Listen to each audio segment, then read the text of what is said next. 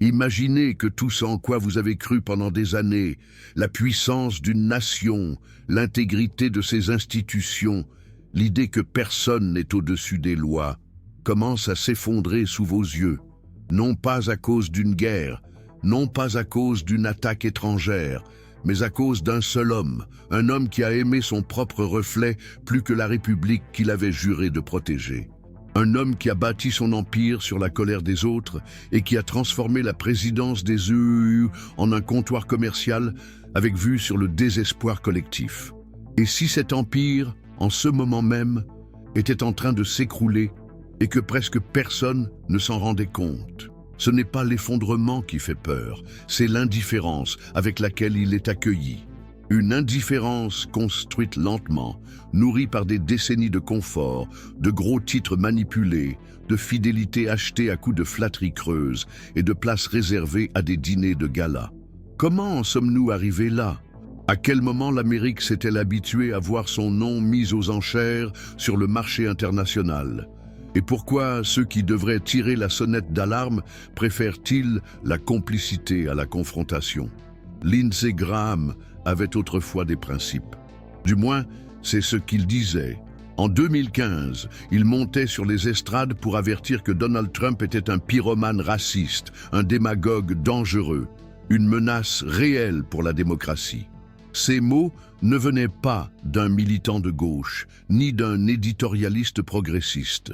Ils venaient de l'intérieur même du Parti républicain, d'un homme fort de plusieurs décennies d'expérience, ayant accès aux coulisses du pouvoir, avec l'autorité de celui qui savait de quoi il parlait. Et puis, quelque chose a changé. Quelque chose qu'il n'a jamais su expliquer. Le même Lindsey Graham, qui condamnait Trump avec vigueur, s'est agenouillé devant lui quelques mois plus tard. Il a commencé à le défendre avec ferveur, à justifier l'injustifiable, à se taire là où il criait autrefois. Pourquoi? Qu'est-ce qui peut briser l'échine morale d'un politicien chevronné?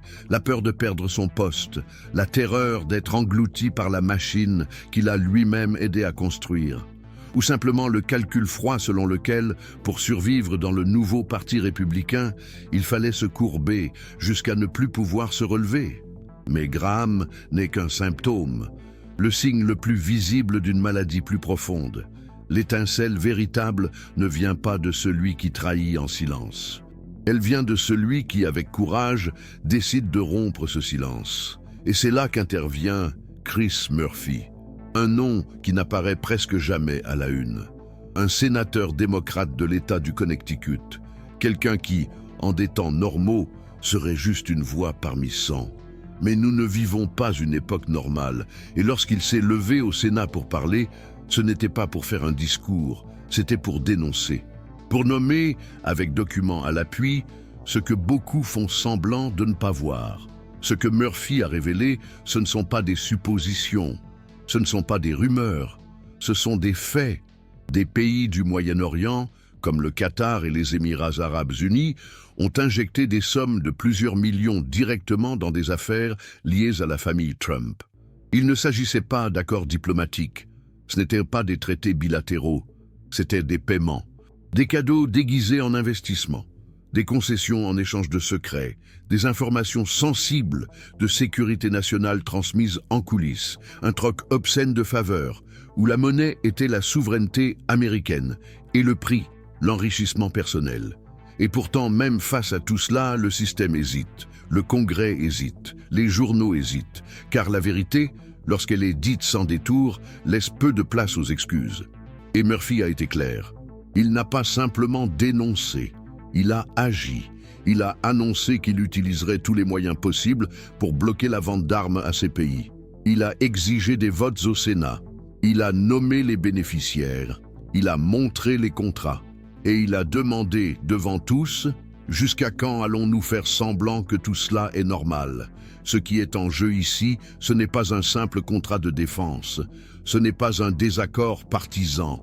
C'est l'âme de la politique américaine. Car si un ancien président peut voyager dans le monde à bord de jets privés payés par des régimes autoritaires, en offrant de l'influence en échange de licences hôtelières à son nom, que dit cela sur les limites de la corruption? Combien d'institutions sont prêtes à fermer les yeux tant que le pouvoir reste là où il a toujours été? Donald Trump n'a jamais caché ses affaires. Au contraire, il en a fait un spectacle. Il a transformé le département d'État en une agence immobilière de luxe, avec lui-même comme unique agent accrédité. La famille présidentielle est devenue une marque mondiale. Et pendant ce temps, des clauses de la Constitution, comme la émolument clause, créée pour empêcher les autorités de recevoir de l'argent de gouvernements étrangers, ont été traitées comme des détails sans importance, comme des pièces de musée, comme un sujet pour étudiants en droit, pas pour un président en fonction. Les mêmes républicains qui se disent défenseurs acharnés de la Constitution ont ignoré sciemment la partie qui exigeait le plus de courage. Ils ont permis à un milliardaire aux ambitions démesurées de placer son intérêt personnel au-dessus de l'intégrité de la nation. Et ce faisant, ils ont ouvert un précédent brutal, celui de la présidence, comme modèle d'enrichissement personnel, une pyramide institutionnelle où ceux d'en haut s'enrichissent et ceux d'en bas paient la facture. Avec le chômage, avec la faim, avec la vie de leurs enfants. C'est pourquoi les mots de Murphy résonnent, car ce n'est pas juste une dénonciation. C'est un miroir, un appel à l'inconfort, une question qui traverse le temps. Combien sont encore prêts à se vendre? Combien de fonctionnaires, de sénateurs, de conseillers ont déjà accepté que telle est désormais la règle du jeu?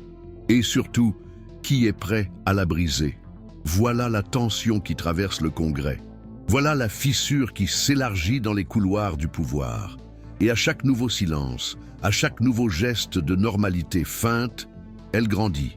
Et peut-être que le plus perturbant, ce n'est pas le scandale lui-même, c'est le fait qu'il ne choque plus, que la corruption est devenue une esthétique, une performance, une composante du spectacle, qu'on s'attend déjà à ce que tout soit à vendre, même l'intégrité d'une république.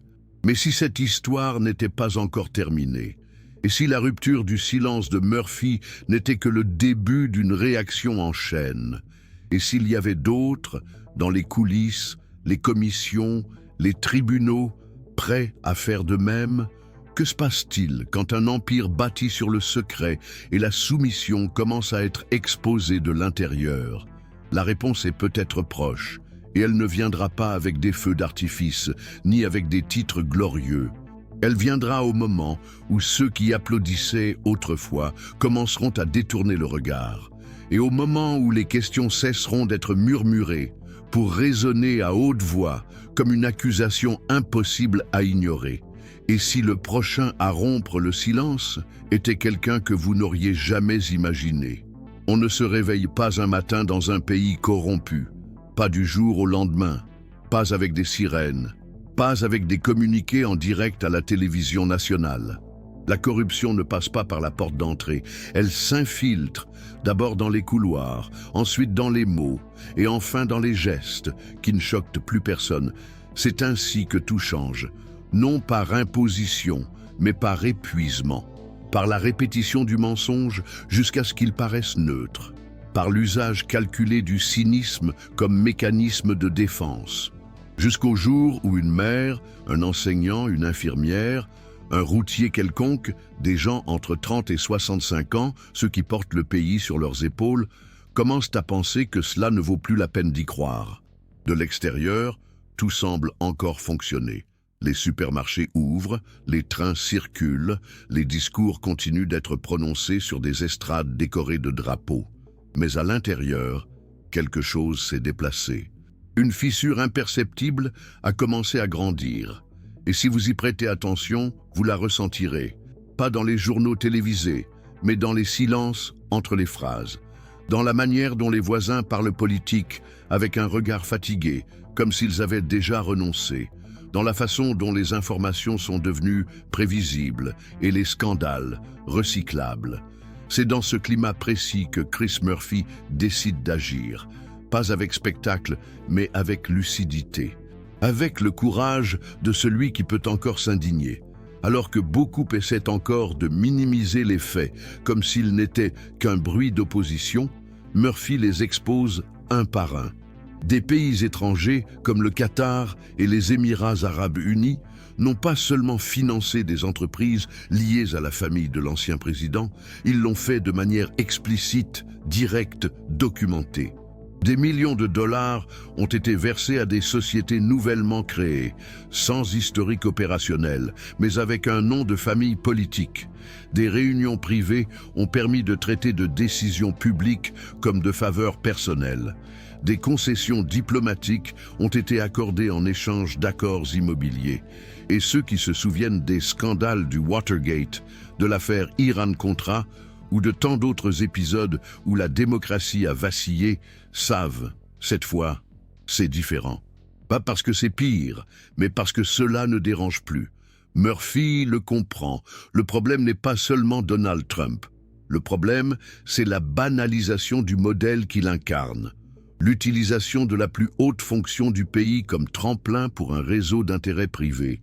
La transformation de l'exécutif en entreprise familiale, où chaque voyage officiel devient une vitrine pour des affaires futures, chaque rencontre diplomatique une opportunité de vente. Comme si le gouvernement avait été sous-traité, non pas au peuple, mais à un holding privé, basé dans des clubs de golf et des dîners fermés. Et pendant que cette machine tourne, ceux qui en paient le prix sont ceux qui n'ont jamais été invités à ces réunions. C'est la femme de 52 ans qui a perdu son emploi pendant la pandémie et qui ne peut plus payer son assurance santé. C'est l'homme de 64 ans qui a consacré sa vie à une usine et qui a appris, le mois dernier, que le site allait fermer parce qu'un fonds étranger a décidé de couper les coûts. C'est la mère de 38 ans qui doit choisir entre acheter des médicaments pour son fils ou régler la facture d'électricité. Ces gens-là ne figurent pas dans les tableaux d'investissement, mais ce sont eux qui soutiennent l'édifice. Et ce sont les premiers que l'on jette quand la logique du profit envahit la politique. La trahison ne réside pas seulement dans les millions détournés, elle est dans le sentiment d'abandon, dans le pacte rompu entre l'élu et l'électeur. En 2025, beaucoup de citoyens qui ont grandi en croyant à la promesse américaine regardent autour d'eux et se demandent « qu'en reste-t-il » Et peut-être que le plus cruel, c'est cette réponse silencieuse que le système semble leur donner. Il reste ce qui peut être monétisé, ce qui peut être vendu, même si c'est la dignité d'un pays entier. C'est pour cela que Murphy frappe à la porte du Sénat et exige que les ventes d'armes au Qatar et aux Émirats arabes unis soient bloquées, que les relations avec des régimes autoritaires ne soient pas dictées par des affaires familiales, que la souveraineté nationale ne soit pas négociée dans des dîners privés. Il sait que ce ne sera pas facile, qu'il fera face à de la résistance, qu'on l'accusera de politiser la politique. Mais il sait aussi que si rien n'est fait maintenant, il n'y aura peut-être plus jamais d'espace pour cette réaction. Et c'est là que se trouve le point le plus douloureux, la lenteur avec laquelle le système répond. Car lorsque la pourriture est subtile, lorsqu'elle porte un costume et sait sourire à la caméra, elle met plus de temps à être reconnue comme une menace. Et quand enfin elle l'est, elle a déjà envahi les coulisses. Elle a déjà distribué ses faveurs. Elle a déjà acheté les silences. Quelqu'un qui a aujourd'hui 57 ans a vu de près l'effondrement financier de 2008. Il a vu des maisons être saisies, des retraites disparaître, des banques être sauvées pendant que des familles coulaient. Et aujourd'hui, il voit le même jeu avec un nouvel emballage. Mais cette fois-ci, ce n'est pas le système bancaire qui est en danger, c'est le système démocratique. Et contrairement aux crises passées, ce qui est en jeu ici, ce n'est pas seulement l'économie, c'est la valeur de la vérité, la force de l'intégrité, la capacité d'un pays à reconnaître ses fautes et à redresser la trajectoire tant qu'il est encore temps. C'est pourquoi, pour comprendre ce qui se passe, il ne suffit pas d'observer les faits. Il faut comprendre qui sont les hommes qui façonnent ce scénario, ce qui les motive, ce qui les hante, ce qui les pousse à prendre des décisions qui affectent des millions de vies. Donald Trump, avec son obsession du prestige et du profit, et Xi Jinping, avec sa vision du pouvoir comme continuité historique, sont des pièces centrales de cet échiquier. Leurs trajectoires ne sont pas simplement biographiques, ce sont des clés pour décoder notre époque. C'est pourquoi, si vous souhaitez comprendre en profondeur leurs motivations, leur logique et leurs contradictions, je vous recommande la lecture de notre e-book spécial consacré à leur biographie. Un document clair, pédagogique et percutant, indispensable à quiconque cherche de la clarté au milieu du vacarme. Le lien pour y accéder est disponible dans le commentaire épinglé. Si cette réflexion a trouvé un écho en vous, si elle vous a troublé, si elle a éveillé en vous une étincelle, alors abonnez-vous à cette chaîne, aimez cette vidéo et partagez-la avec quelqu'un qui croit encore que la politique doit servir le peuple et non les héritiers d'un empire privé. Car ce que nous choisissons de faire aujourd'hui déterminera ce que nous pourrons encore sauver demain. Vous souvenez-vous de la dernière fois où vous avez cru que la politique était une affaire de service public, que les hommes occupant des postes élevés étaient là pour protéger le bien commun, même si l'on n'était pas d'accord sur les méthodes ou les partis? La vérité, c'est que pour beaucoup, cette croyance s'est déjà dissipée. Et pas à cause d'une lassitude idéologique, mais pour quelque chose de bien plus intime, le constat quotidien que les puissants ne prennent même plus la peine de faire semblant. Nous ne parlons plus de coulisses. Il ne s'agit plus de scandales cachés derrière des portes closes. Ce que nous voyons aujourd'hui, c'est une nouvelle forme de pouvoir, un pouvoir qui se nourrit de l'exposition, qui transforme la transgression en spectacle et l'arrogance en programme de campagne. Donald Trump n'a pas simplement enfreint les règles, il s'en est servi comme d'escalier, et cela n'a été possible que parce que les institutions censées l'arrêter ont hésité.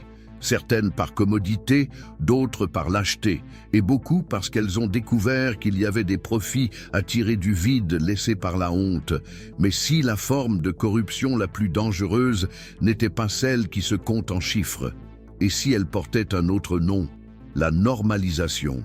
Parce que le vrai effondrement ne commence pas quand une figure comme Trump accepte des cadeaux de régimes autoritaires. Il commence quand des milliers de citoyens ordinaires cessent de s'en indigner, quand l'absurde est accueilli par un haussement d'épaules. Quand même les plus conscients adoptent ce ton résigné qui dit « ça a toujours été comme ça ». La dégradation institutionnelle qui nous entoure ne suit pas le rythme d'un cataclysme. Elle suit celui d'une infiltration dans le plafond de la salle à manger. Une goutte qui tombe lentement sur la table où l'on dîne. D'abord, on sort un seau, puis on s'habitue. Et un jour, on se rend compte que le plafond s'est déjà effondré, mais que c'est devenu le plancher. Connaissez-vous quelqu'un qui discutait autrefois de politique avec passion et qui aujourd'hui évite le sujet avec un rire triste? Un oncle de 58 ans qui votait religieusement et qui préfère maintenant s'occuper de ses plantes? Une professeure retraitée qui croyait jadis au pouvoir de l'éducation et qui aujourd'hui ne supporte plus d'entendre le nom d'un député. Un homme de 63 ans qui a passé toute sa vie dans la fonction publique mais qui a honte désormais de dire où il a travaillé la majorité de sa carrière. Ces personnes n'ont pas disparu. Elles sont partout et elles savent que quelque chose ne tourne plus rond. Mais le problème n'est pas seulement Trump, c'est ce qu'il a activé. La mentalité qui l'a rendu légitime, la logique qui l'a rendu viable pour ceux qui rêvent de pouvoir, mais méprisent la responsabilité. La fonction présidentielle est devenue, pour beaucoup, non pas un devoir, mais une opportunité. L'occasion de transformer chaque relation en capital, chaque événement officiel en monnaie d'échange, chaque cérémonie en vitrine d'affaires. Et si vous pensez que c'est exagéré, pensez à l'histoire de Jared Kushner, gendre de Donald Trump, conseiller pendant les 4 années de mandat, quelqu'un ayant eu accès à des documents stratégiques, à des réunions confidentielles, à des plans qui dessinent la défense nationale. Un mois après la fin du gouvernement, il crée une société d'investissement. Quelques mois plus tard, il reçoit 2 milliards de dollars du fonds souverain d'Arabie Saoudite. Aucune expérience dans le domaine. Aucun antécédent de réussite, juste un nom de famille. Et le silence commode de ceux qui auraient dû, au minimum, hausser un sourcil. Avez-vous déjà essayé de monter une petite entreprise après 50 ans? Avez-vous déjà fait la queue à la banque pour demander un microcrédit en sachant que chaque refus pèse plus que le précédent? Maintenant, imaginez voir ce type de transaction se faire entre deux cafés dans une suite présidentielle. Imaginez ce que cela fait à quelqu'un qui a passé sa vie à économiser pour ne pas avoir de dette, pendant que d'autres monnaient l'accès à des chiffres que nous ne verrons jamais, même en une vie entière de travail honnête. L'histoire de Kushner n'est pas une anomalie. C'est un modèle imité par d'autres membres de la famille Trump, par des conseillers, d'anciens fonctionnaires, des lobbyistes devenus consultants internationaux, avec accès direct au palais du Golfe Persique. Que vendent-ils? De l'information interne, d'anciennes fidélités, ce genre de connaissances qui n'auraient jamais dû quitter les salles sécurisées de la Maison-Blanche et qui sert aujourd'hui à enrichir des cabinets privés à Dubaï, Abu Dhabi, Riyad. Et le plus déroutant, rien de tout cela ne viole techniquement la loi, parce que le système n'a jamais été conçu pour quelqu'un qui s'en servirait comme d'une arme. La Constitution supposait de l'honneur, elle présumait de la honte, elle reposait sur une idée, naïve peut-être, selon laquelle le pouvoir appelle à la responsabilité. Mais que faire lorsqu'il n'attire que l'avidité? Avez-vous remarqué comment les titres de presse ont changé ces dernières années? Avant, ils parlaient de lois, de propositions, de scandales isolés. Aujourd'hui, ils parlent de personnages, de dynasties, de familles, comme si nous assistions à un feuilleton politique où chaque nouvel épisode commence avec un public déjà épuisé. Parce que l'histoire ne parle plus de gouverner, elle parle de dominer l'attention, de vendre une image, de maintenir vivante la flamme d'un conflit permanent, pendant que les décisions les plus cruciales sont prises hors caméra. Et qu'est-ce que cela signifie pour ceux qui sont de l'autre côté de l'écran? Cela signifie que les décisions qui affectent votre retraite, l'école de vos petits-enfants, le prix de votre insuline, sont prises en fonction de stratégies de communication, pas de principe. Cela signifie que la santé publique devient une monnaie d'échange, que le financement de la recherche dépend de la validation des donateurs, que la lutte contre la violence armée ne se fait que si elle ne froisse pas les sponsors politiques. Est-ce que quelqu'un croit encore qu'un débat au Sénat, à lui seul, pourra changer cette logique? Que de beaux discours, même sincères, suffiront à démanteler ce système? Ou bien sommes-nous face à quelque chose de plus profond, de plus structurel, de plus difficile à défaire?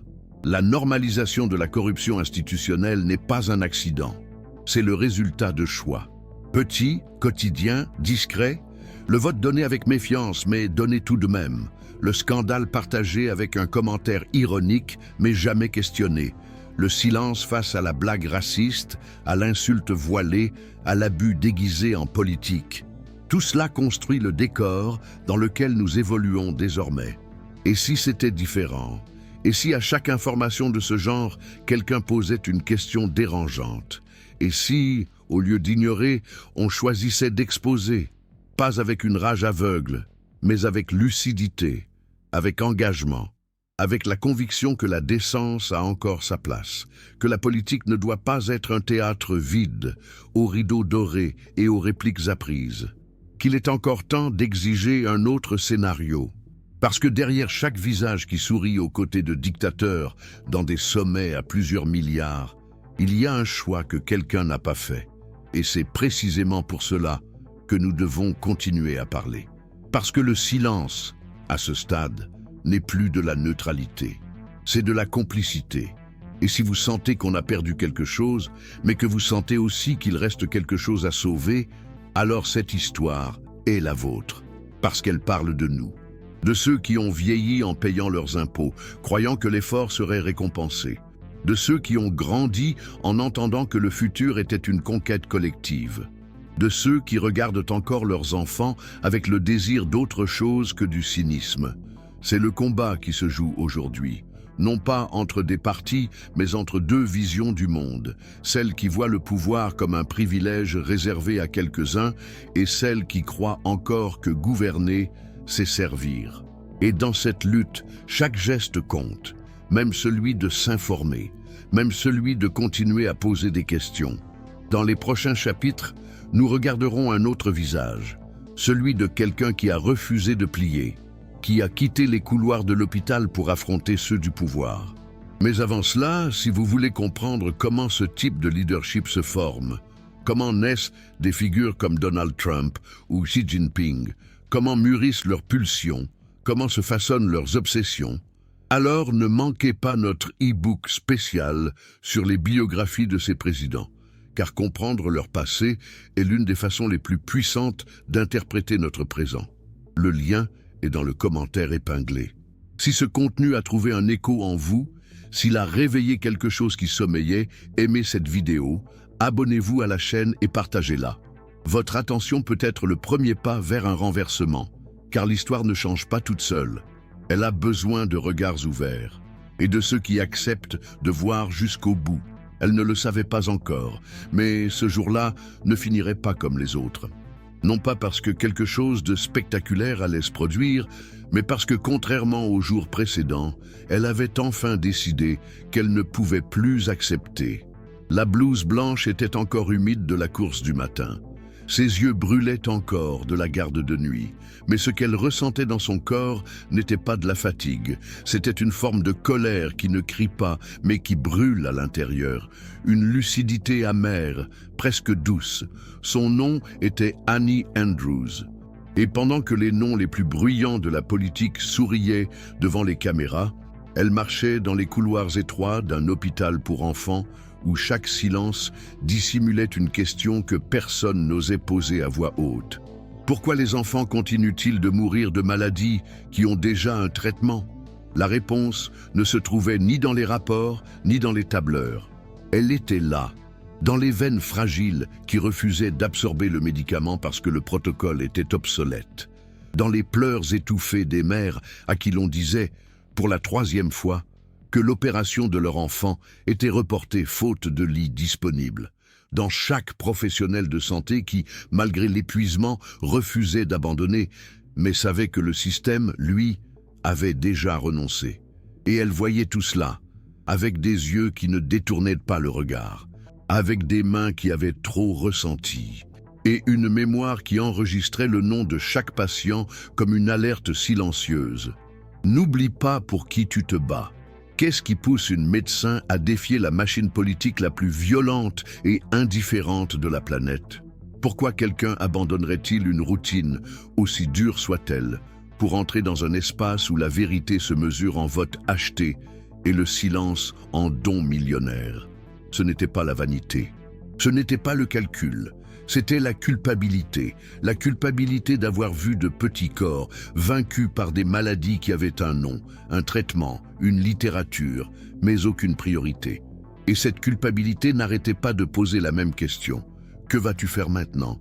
Annie Andrews savait qu'il ne suffisait pas de sauver un enfant à la fois si tout le système était conçu pour en faire tomber des milliers.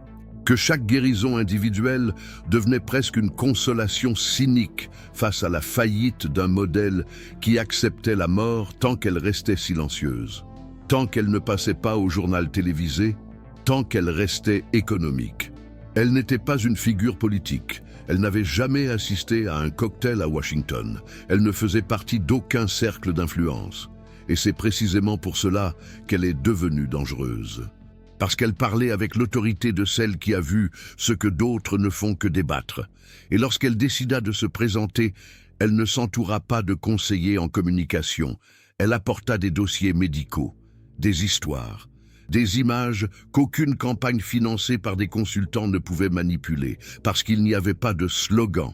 Il y avait de la chair, du sang et une douleur qu'on ne peut pas éditer.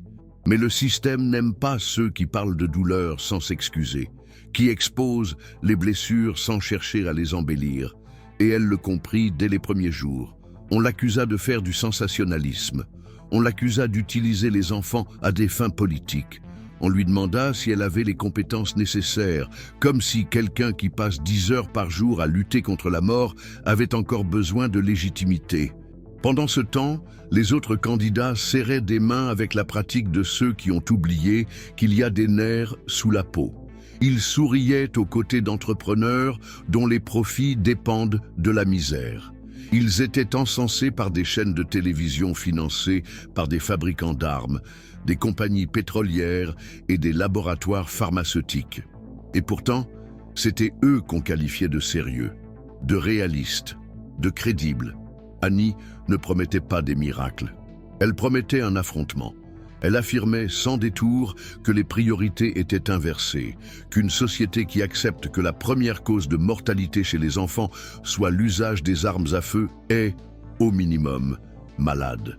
Qu'un pays qui investit des milliards dans la défense tout en coupant les budgets de la recherche médicale a déjà fait son choix. Et ce choix n'est pas la vie. Elle n'était pas naïve. Elle savait qu'elle entrait dans un territoire où les principes sont vus comme des faiblesses et la compassion comme un manque de préparation.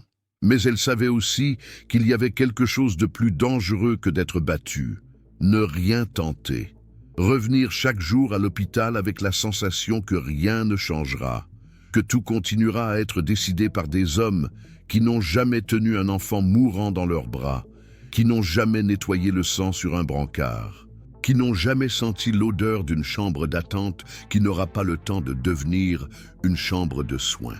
Dans l'un de ses premiers entretiens, on lui demanda « Quelle est votre proposition pour l'économie ?» Elle répondit par une question. Comment construit-on une économie solide si le pays échoue avec ses enfants? Comment soutenir la croissance si les parents ont besoin de 3 emplois pour acheter des médicaments? Comment définir le progrès dans un pays où les hôpitaux ferment pendant que les prisons signent de nouveaux contrats? Le journaliste hésita, sourit avec gêne. Il ne s'attendait pas à cette réponse. Il attendait des chiffres, des tableaux, des promesses. Et c'est là qu'elle comprit. Peut-être que les gens sont prêts à écouter. En 2025, le pays traverse une forme d'épuisement moral. Des personnes entre 40 et 70 ans qui ont grandi en croyant au mérite et qui aujourd'hui, en regardant en arrière, voient qu'elles ont tout bien fait et pourtant, elles ont perdu. Elles ont travaillé pendant des décennies, payé leurs impôts, élevé leurs enfants et aujourd'hui, elles ne peuvent pas obtenir un rendez-vous médical. Des gens qui se sont sacrifiés pour des promesses qui se sont dissipées comme de la fumée, qui attendaient une récompense et ont reçu du cynisme, qui ont découvert, trop tard, que le jeu était truqué depuis le départ. Ces personnes ne crient pas, elles ne cassent pas de vitrine, mais elles n'oublient pas. Et quand elles trouvent quelqu'un qui verbalise leur indignation aussi naturellement qu'ils respirent, quelque chose s'allume. Une étincelle montrant qu'il reste peut-être une place pour le courage. Pas celui des discours enflammés, mais celui qui choisit l'honnêteté même quand personne n'applaudit. C'est cela qu'Annie incarne. Pas un miracle politique, mais le refus d'accepter l'effondrement comme une fatalité. Elle ne cherche pas à remplacer un système en ruine. Elle veut le démonter et en bâtir un autre où l'on repose les vraies questions. Qui est malade et pourquoi ? Qui meurt dans le silence? Qui profite de ce silence? Vous pouvez penser que c'est naïf, qu'il n'y a plus de place pour ce genre d'idéalisme. Mais peut-être que la plus grande naïveté, c'est de continuer à croire que la politique ne concerne que les alliances, les postes et les comités. Peut-être que le réalisme le plus urgent, c'est celui qui regarde un enfant atteint de cancer et comprend que le problème n'est pas biologique. Il est structurel, il est politique. Il est moral. Dans les prochains jours, elle participera à des débats où des hommes qui n'ont jamais entendu un diagnostic terminal sans perdre le sommeil l'interrompront. Elle sera la cible de moqueries, d'éditoriaux venimeux, de questions déguisées en pièges. Mais elle continuera. Parce qu'elle a déjà affronté pire que le mépris institutionnel. Le regard d'une mère qui demande si son enfant vivra jusqu'à Noël et elle ne peut pas répondre honnêtement. Que nous reste-t-il alors? Faire semblant que ce n'est qu'une candidature symbolique, réduire tout cela à un jeu partisan, ou bien reconnaître qu'il est peut-être enfin temps d'arrêter d'attendre des figures messianiques et commencer à écouter ceux qui parlent avec le cœur à vif? Si cette histoire a réveillé quelque chose en vous, restez. Car dans les chapitres suivants, nous verrons ce qui se passe quand l'espoir cesse d'être une abstraction et prend un nom, une voix et un numéro d'enregistrement électoral. D'ici là, souvenez-vous, il n'y a pas de neutralité lorsque ce qui est en jeu, c'est la vie de ceux qui ne peuvent pas se défendre. C'était un matin apparemment ordinaire à Charleston, dans l'État de Caroline du Sud, lorsqu'un groupe de parents s'est réuni devant un bâtiment en béton de 2 étages, aux fenêtres sales et à la pelouse envahie. Le bâtiment était l'ancienne clinique pédiatrique du district Ouest, fermée 3 semaines auparavant pour cause de coupe dans le budget de l'État. Sur le portail rouillé, un avis imprimé sur une simple feuille indiquait « Les patients doivent être redirigés vers l'hôpital du comté ». Le problème, cet hôpital se trouvait à plus de 60 km de là. Pour de nombreuses familles, sans voiture, sans temps, sans moyens, cette distance équivalait à une condamnation. Et ce qu'ils faisaient là, ce matin-là, ce n'était pas une manifestation. C'était une tentative de compréhension. Ils voulaient discuter. Ils voulaient savoir pourquoi. Mais personne n'est venu. Aucun représentant. Aucun porte-parole. Seulement une infirmière bénévole, licenciée quelques jours plus tôt, qui est arrivée avec un sac à dos rempli d'anciens certificats médicaux, de carnets de vaccination et d'un stéthoscope cassé. Elle pleurait en expliquant avec honte qu'elle ne pouvait plus rien faire. L'un des parents, un homme de 62 ans nommé Ruben, tenait sur ses genoux sa petite fille de 3 ans. La fillette toussait et à chaque toux, tout son corps tremblait. Ruben ne disait rien. Il berçait la petite comme s'il voulait empêcher le temps de passer. Des histoires comme celle-ci ne font pas la une des journaux, mais ce sont elles qui expliquent comment un pays se perd. Et il ne s'agit pas ici d'extrême pauvreté.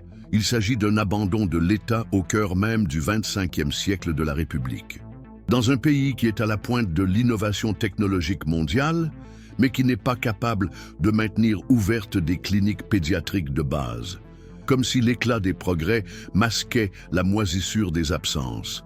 Ce qui est curieux, ou peut-être le plus indigeste, c'est qu'au même moment où ces cliniques ferment, des milliards de dollars sont approuvés pour des contrats de surveillance intérieure, l'expansion des prisons privées et des subventions à des entreprises exploitant du pétrole dans des zones écologiquement ravagées. C'est comme si le budget national était construit sur la logique d'un casino. Les joueurs en costume misent gros, et ceux qui nettoient le sol ne voient jamais les jetons. Avez-vous remarqué comment le langage politique est devenu de plus en plus technique? Comme si l'on parlait de allocation des ressources au lieu de coupes budgétaires qui coûtent des vies, comme si efficacité fiscale voulait dire, en pratique, retirer un médicament des mains d'un retraité pour accorder un avantage fiscal à une chaîne de supermarchés. Ce langage est intentionnel. Il neutralise. Il efface les visages. Il transforme la douleur en chiffres. Mais la douleur résiste. Et elle réapparaît dans les endroits les plus inattendus. Dans une laverie automatique, quand une mère raconte à une autre que son enfant a été refusé au triage faute de pédiatre. Sur le parking du supermarché, quand 2 retraités discutent de la nouvelle prime d'assurance santé. À la cantine de l'école, quand une employée demande si la mairie va réellement supprimer les fruits du déjeuner. C'est là, dans le quotidien qui ne figure dans aucun budget, que la vraie politique se joue. Et c'est précisément sur ce terrain que la machine du pouvoir œuvre pour que tout reste en l'état.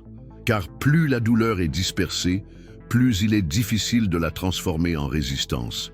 Et c'est pour cela que tant de figures du pouvoir ont réagi avec autant de malaise à la campagne d'Annie Andrews, parce qu'elle a nommé la douleur. Elle a donné un visage à un problème que le système avait appris à traiter comme une abstraction. Et plus encore, elle a commencé à relier les points, à montrer que la fermeture de la clinique à Charleston est liée aux décisions prises à huis clos dans des commissions législatives qui approuvent, en 20 minutes, des budgets de 500 pages, sans lecture, sans débat, sans honte. Avez-vous déjà entendu le nom d'Edward L. Cartwright? Probablement pas, il n'apparaît pas dans les journaux, il ne donne pas d'interview. Mais en 2023, il a donné plus de 40 millions de dollars à des campagnes électorales au niveau étatique et fédéral, dans le but affiché de recalibrer les priorités fiscales américaines. Que cela signifie-t-il? En termes simples, il s'agit de rediriger l'argent public vers des secteurs garantissant des profits privés. Cartwright est le directeur général d'un fonds d'investissement spécialisé dans les infrastructures carcérales. Et parmi les candidats ayant reçu des dons directs de sa part, se trouve un député de Caroline du Sud qui, l'année suivante, a voté pour la fermeture de 12 centres de soins pédiatriques dans des zones rurales. Coïncidence ? Le système compte sur le fait que vous le pensiez. Mais le problème, ce n'est pas Cartwright. Le problème, c'est l'écho. Ce sont les 32 députés d'État qui ont voté en faveur du projet, tout en sachant qu'il affecterait directement les populations les plus vulnérables. Ce sont les journalistes qui ont adouci la nouvelle en parlant de mesures de réaménagement territorial.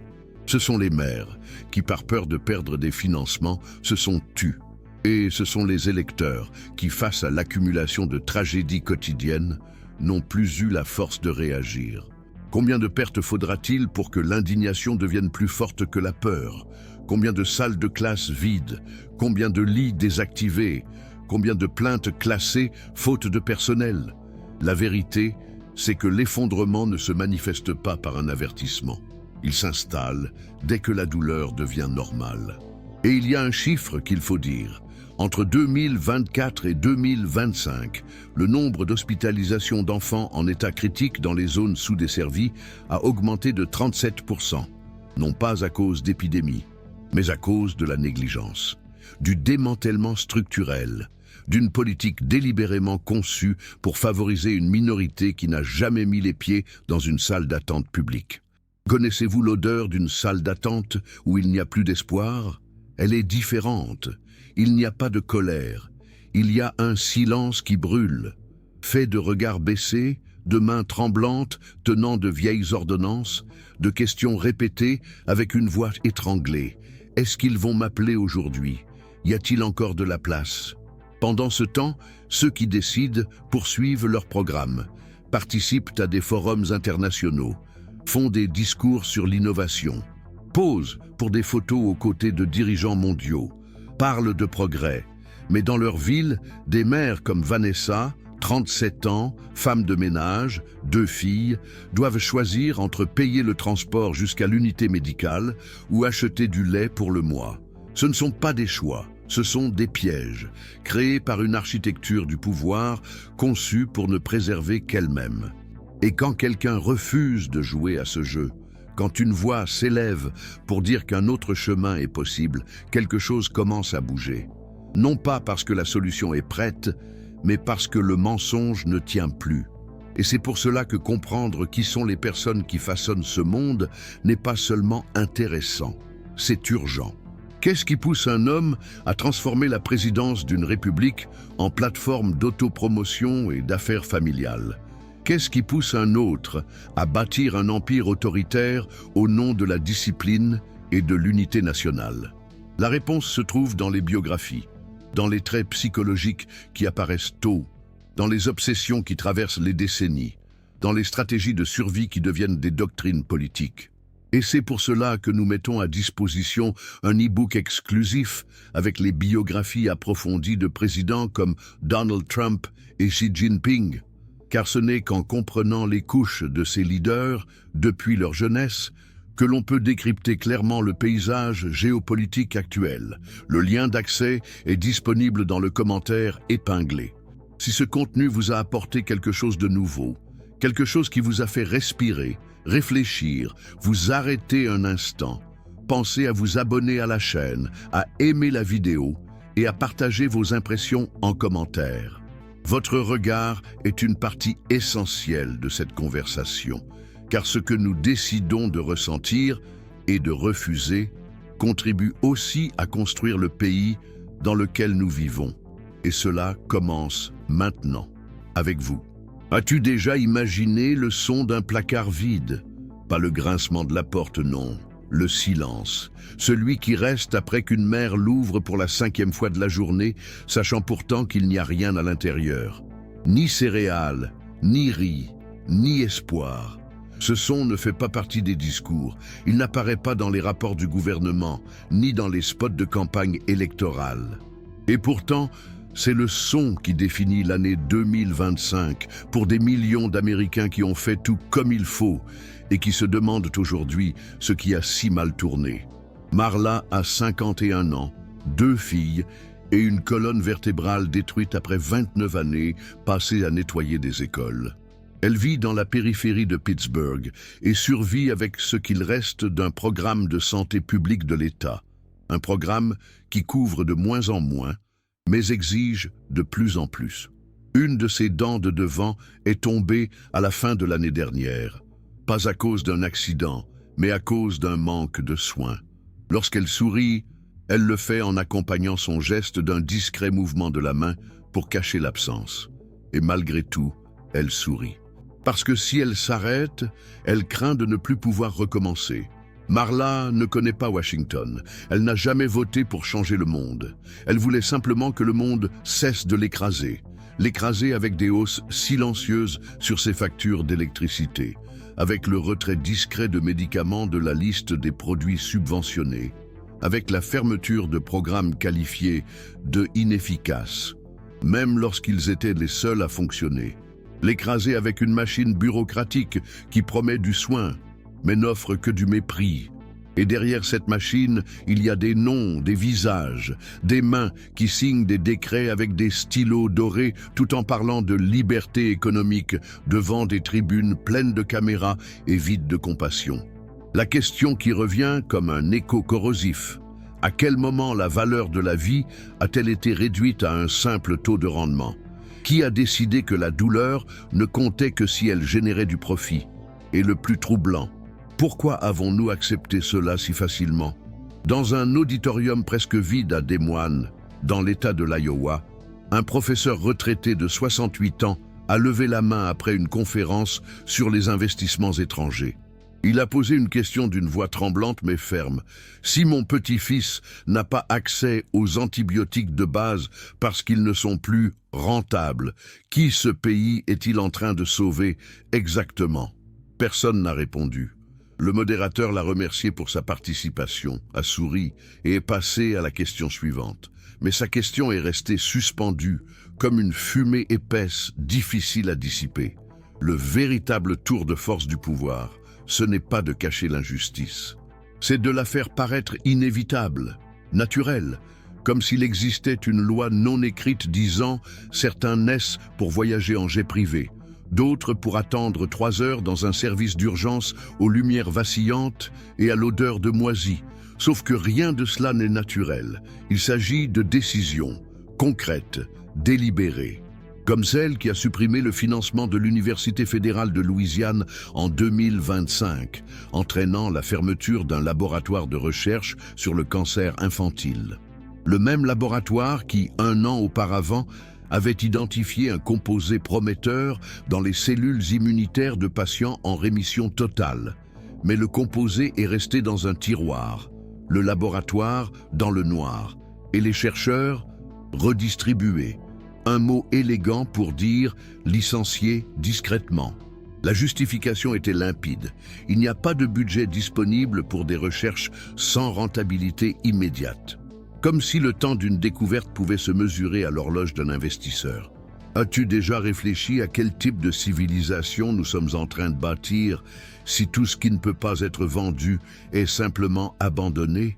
Quelle sorte de nation construit davantage de centres de détention pour migrants tout en fermant des centres de prévention du suicide en zone rurale? Quelle logique transforme la souffrance en capital politique et l'empathie en risque budgétaire? Dans la ville de Bakersfield, en Californie, un groupe d'adolescents a perdu le seul espace culturel gratuit de leur quartier. C'était une modeste bibliothèque, mais elle offrait des livres, un accès à Internet et un employé qui organisait des lectures et des ateliers d'écriture créative. C'était là que beaucoup d'entre eux avaient découvert pour la première fois qu'ils avaient quelque chose à dire. Mais les fonds ont été coupés pour redéploiement stratégique. La salle est devenue un entrepôt. Et les jeunes, certains passent désormais leurs après-midi sur des parkings, d'autres travaillent la nuit pour des applications de livraison. Tous portent sur leurs épaules une question à laquelle aucune autorité n'a eu le courage de répondre. Pourquoi personne n'a cru que nous en valions la peine? C'est pour cela que tant de gens sont épuisés. Pas fatigués comme après une longue journée. Épuisés comme ceux qui comprennent qu'ils vivent dans un système conçu pour écraser ce qu'il y a de plus fondamental, la volonté d'exister avec dignité.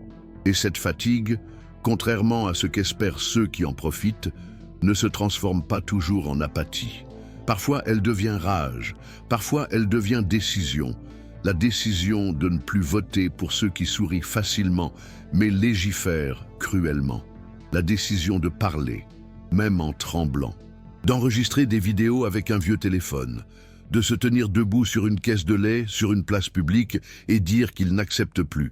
Parce que si personne ne vient les sauver, alors qu'au moins ils disent la vérité. Mais cette vérité est dangereuse, car elle relie. Et tout ce que le système redoute, c'est la connexion entre ceux qui ont été divisés pendant des années par des discours soigneusement façonnés. Gauche, droite, centre, nord, sud, toutes ces directions perdent leur sens quand une personne regarde une autre dans les yeux et reconnaît la même douleur. Et cette reconnaissance effraie, car elle peut faire naître quelque chose de plus grand, un nouveau pacte, non fondé sur l'idéologie, mais sur la nécessité, sur la survie, sur la mémoire, car ceux qui ont eu faim n'oublient pas, ceux qui ont perdu un enfant faute de soins ne pardonnent pas, et ceux qui respirent encore avec honnêteté ne se laisseront pas faire par des sourires de vitrine. Si tu es arrivé jusqu'ici, tu as déjà compris, il ne s'agit pas de parti, il s'agit d'un modèle qui protège ceux d'en haut et dit aux autres qu'il n'y a pas d'alternative. Mais s'il y en avait une, et si tout ce qu'on nous a dit sur l'impossible n'était qu'un moyen raffiné de maintenir les choses exactement comme elles sont? C'est pour cela que la lecture du parcours de certains dirigeants n'est pas seulement un exercice historique, c'est une carte. Comprendre comment Donald Trump a transformé le ressentiment en bouclier politique et comment Xi Jinping a consolidé un pouvoir absolu en construisant un empire narratif depuis sa jeunesse, révèle les mécanismes cachés derrière ce qui semble confus. Les choix qu'ils ont faits, les humiliations qui les ont forgés, les pactes qu'ils ont signés, tout cela est visible, si l'on veut bien voir. C'est précisément pour cela qu'a été créé un e-book exclusif contenant ces biographies approfondies, pour apporter de la clarté dans un monde qui s'est spécialisé dans la confusion. Le lien est disponible dans le commentaire épinglé. Si quelque chose dans ce contenu a résonné en toi, une image, une question, un nom, si cela a réveillé en toi quelque chose de longtemps endormi, alors c'est le moment de faire partie. Abonne-toi à la chaîne, aime la vidéo et partage ce qui te touche, ce qui te révolte, ce qui te tient encore debout. Car parfois, tout ce qu'il faut pour qu'un basculement commence, c'est le courage de dire à voix haute « J'ai vu ». Et je ne ferai pas semblant de ne pas avoir vu. Peut-être que la chose la plus difficile à accepter, c'est le fait que tout cela, la douleur, l'effondrement silencieux, la distorsion délibérée de la vérité, ne vient pas de l'extérieur. Ce n'est pas une force étrangère qui nous l'a imposé. Ce n'est pas un ennemi visible qui l'a décrété. Cela a été construit de l'intérieur, par les choix que nous avons faits, par les omissions que nous avons tolérées, par les concessions qui semblaient minimes, jusqu'à s'accumuler comme des gravats sur la promesse d'un pays plus juste. Et maintenant, en l'an 2025, nous sommes contraints de regarder ce miroir brisé et de nous demander « Que peut-on encore sauver ?» Parce que oui, il reste encore quelque chose. Peut-être pas beaucoup, mais suffisamment. Suffisamment pour recommencer.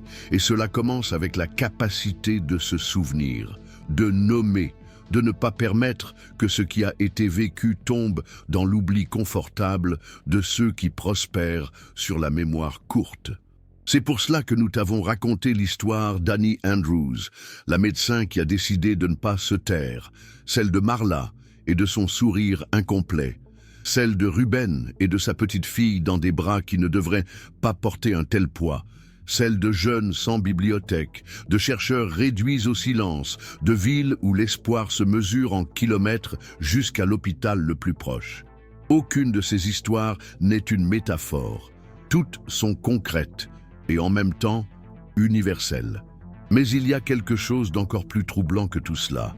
Le fait que beaucoup ont déjà renoncé à espérer un quelconque changement. Que, pour une partie croissante de la population, la politique n'est plus un espace de transformation, mais simplement une autre forme de violence institutionnalisée. C'est pourquoi tant de gens choisissent le silence, parce que parler semble inutile. Et quand parler semble inutile, écouter devient dangereux. C'est ainsi que la démocratie meurt, pas avec des chars, mais avec de l'incrédulité. Mais cette incrédulité ne devient totale que lorsqu'elle touche aussi le corps, quand la fatigue s'installe comme norme, quand l'estomac vide ne fait plus aussi mal qu'avant, quand la file d'attente au centre de santé ne scandalise plus, quand l'école dégradée ne révolte plus, quand les enfants abandonnés par les politiques publiques sont perçus comme faisant partie du décor, quand la barbarie devient routine. Mais alors, quelque chose se produit, quelque chose de petit, presque imperceptible, un geste, une parole, une vidéo comme celle-ci, un doute qui naît au milieu de la certitude. Et c'est là, dans cette minuscule fissure, que naît la possibilité du neuf. Pas ce neuf qui promet tout, mais celui qui ose poser la question « et si ça ne devait pas être ainsi ?» C'est dans cette question que réside la résistance. Et c'est peut-être pour cela qu'il est si important de connaître les origines. Car ce que nous affrontons aujourd'hui n'a pas commencé hier. Cela a commencé il y a des décennies. Dans des discours mal interprétés, dans des pactes invisibles, dans des décisions prises lors de dîners privés, dans les écoles d'élite où se forment les futurs dirigeants, dans les universités où se peaufinent les stratégies de pouvoir. C'est pourquoi, pour comprendre ce qui nous a conduits jusqu'ici, il ne suffit pas de regarder le présent. Il faut remonter, suivre les traces, comprendre comment des dirigeants comme Donald Trump et Xi Jinping se sont formés dès leur jeunesse, comment leurs personnalités ont été façonnées par des humiliations, des obsessions, des calculs et des stratégies qui n'apparaissent pas à la une des journaux, mais qui influencent la vie de millions de personnes. Les biographies de ces dirigeants ne sont pas de simples portraits personnels, ce sont des cartes de lecture du présent. Les comprendre, c'est décoder les coulisses d'un jeu qui semble inaccessible, mais qui détermine notre réalité à tous. C'est pourquoi nous avons laissé dans le commentaire épinglé un e-book spécial qui propose une plongée détaillée dans leur trajectoire, pour que tu puisses, avec plus de clarté, reconnaître les schémas et, peut-être, contribuer à les briser. Si tout ce que tu as vu et entendu jusqu'ici a éveillé quelque chose, un souvenir, une indignation, un espoir, alors cette conversation ne s'arrête pas ici. Elle doit se poursuivre avec toi. Abonne-toi à la chaîne pour ne pas manquer les prochains épisodes. Aime cette vidéo si elle t'a touché d'une quelconque manière et laisse un commentaire. Raconte ce qui te fait avancer, ce qui te révolte, ce qui te fait encore croire. Parce que plus que les chiffres ou les statistiques, ce qui maintient cet espace vivant, c'est l'écoute. L'écoute sincère entre ceux qui ont encore quelque chose à dire. Merci d'être allé jusqu'au bout, de t'être permis de ressentir, de réfléchir et de rester. Le prochain contenu est en cours de préparation, avec le même soin et la même urgence. Parce que tant qu'il y aura des gens prêts à écouter vraiment, il y aura encore une chance. Et peut-être est-ce là notre dernière mission, maintenir l'écoute vivante. À très bientôt.